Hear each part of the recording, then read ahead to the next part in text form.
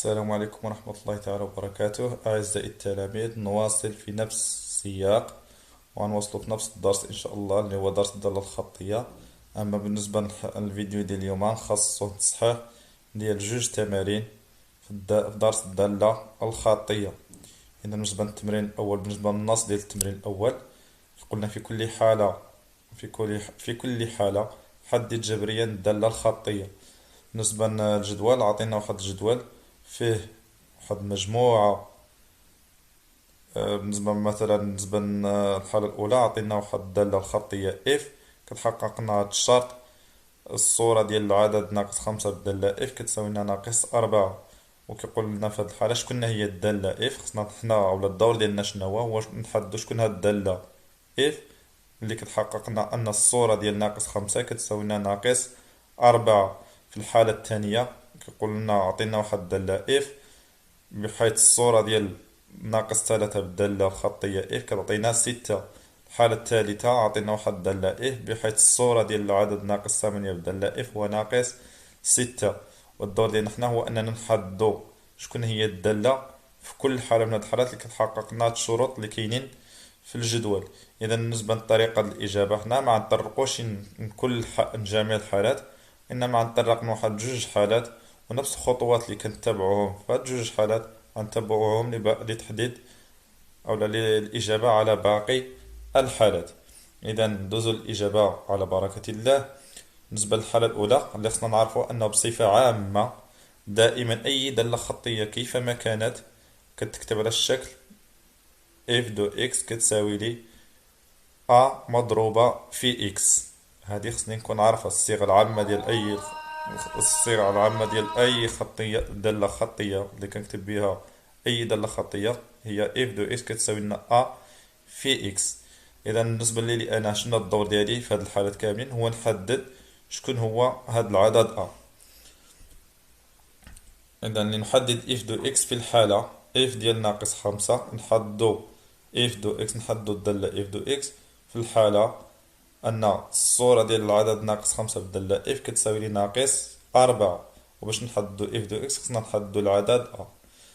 بصفة عامة حسب الخاصية اللي شفناها في الدرس كنعرفو أن ا كتساوي لنا اف دو اكس على اكس. المعامل ديال الدالة الخطية كيساوي لي اف ديال اكس على اكس، غير اللي خصني ناخدو بعين الاعتبار أن هاد العدد اكس دائما خصو يكون كيخالف الصفر.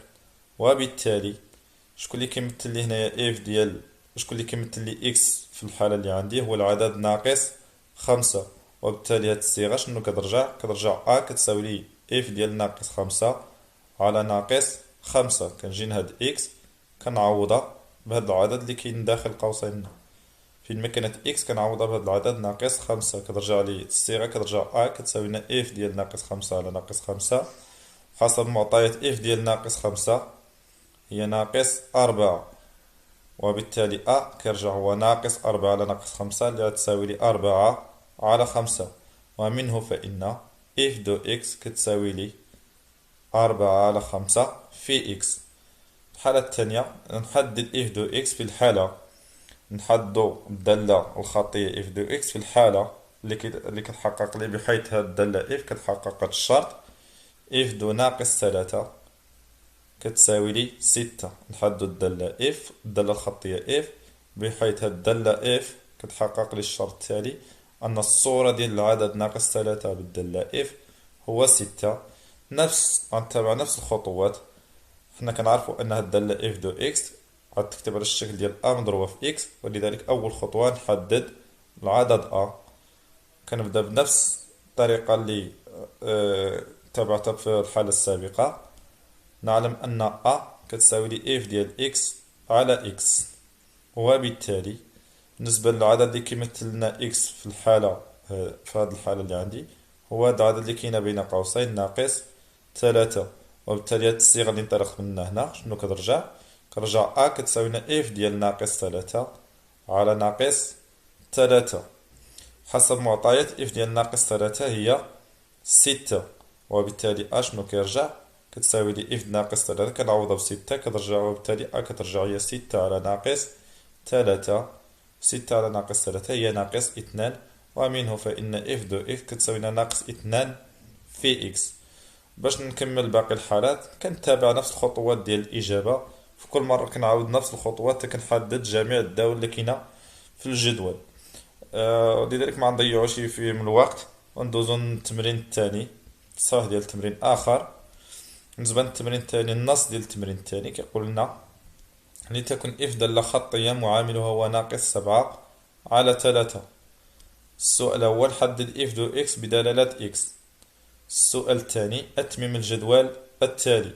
بالنسبة للجدول عطينا مجموعة من القيم، أو بالنسبة للجدول مكون من جوج السطور. في واحد السطر كيعطيونا فيه القيم ديال إكس، السطر الثاني كيعطيونا فيه القيم ديال إف ديال إكس، أولا الصورة ديال إكس بالدالة الخطية إف. هو السطر الثاني كيمثلنا الصور ديال العدد إكس بالدالة إف.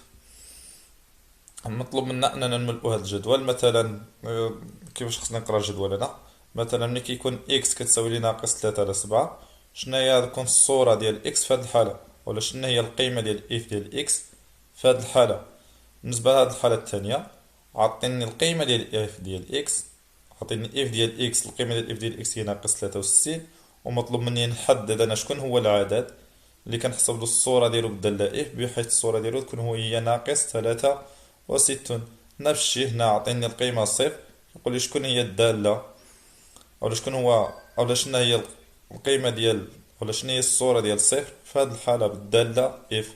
بالنسبة هنا عطيني القيمة ديال إكس هي 14، كيقول لي شنو هي غتكون الصورة ديال العدد 14 بالدالة إف. بالنسبة للحالة الأخيرة عطيني القيمة ديال إف ديال إكس هي 49، مطلوب مني أنا نحدد شكون هو العدد اللي الصورة ديالو بالدالة إف كتعطيني 49. إذا ندوزو الإجابة على بركة الله. بالنسبة للسؤال الأول، لدينا إف دالة خطية معامل هو ناقص 7/3. أول سؤال، لنحدد إف دو إكس بدلالة إكس. إذا حنا كنعرفو أن أي دالة خطية كتكتب على شكل إف دو إكس كتساوي لنا أ مضروبة في إكس، وبما أن أ في هذه الحالة هو ناقص 7/3، إذا إف دو إكس غتكون كتساوي لي ناقص 7/3. هاد العدد اللي كاين أ كنعوضو بالقيمة ديالو اللي هو ناقص 7/3، إف دو إكس كترجع هي ناقص 7/3 إكس. بالنسبة للسؤال التالي، لنتمم الجدول التالي. بالنسبة للجدول نفس الشيء، ما نطرقوش لجميع الحالات، وإنما غنشوفو كيفاش كنخدمو في واحد جوج حالات، ونفس الخطوات غنطبقوهم على باقي الحالات. إذا نحددو القيمة ديال إف ديال إكس من أجل إكس كتساوي لنا، ولا نحددو الصورة ديال إكس من أجل إكس كتساوي لنا ناقص 3/7. إذا حنا عندنا الدالة إف دو إكس هي ناقص 7/3 إكس. باش نحدد القيمة ديال إف دو إكس ملي كيكون إكس كتساوي ناقص 3/7، يكفي أنني نحسب الصورة ديال العدد ناقص 3/7. لدينا إف دو إكس كتساوي لنا ناقص 7/3 إكس. إذا إف ديال ناقص 3/7 غتكون كتساوي لي ناقص 7/3 مضروبة في ناقص 3/7. كنبسط وكنحصل على إف ديال ناقص 3/7 كتساوي لي 1. بالنسبة للحالة الثانية، لنحدد العدد إكس الذي صورته ناقص 63.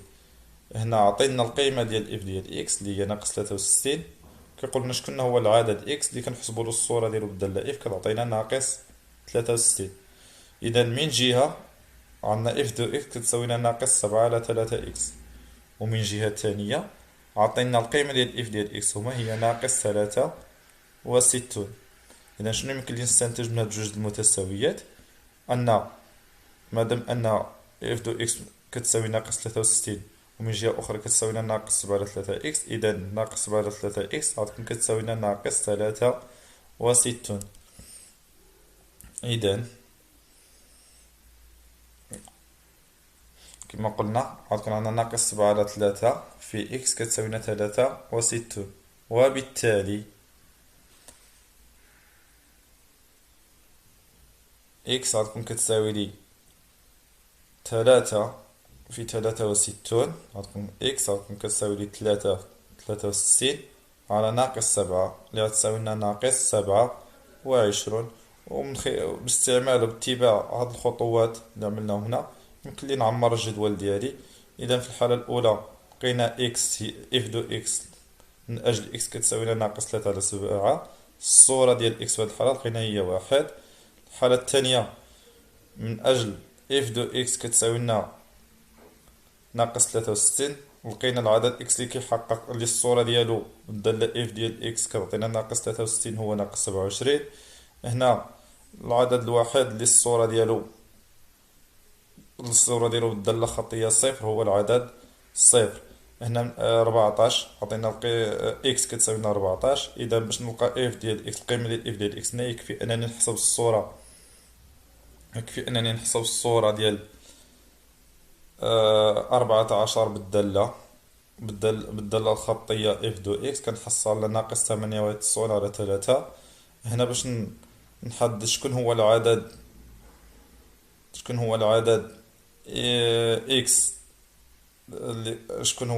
اكس اللي الصورة ديالو بالدالة اف هي 49. كنتابع الطريقة اللي عملتها هنا كنحصل على اكس كيساوي لنا ناقص 21.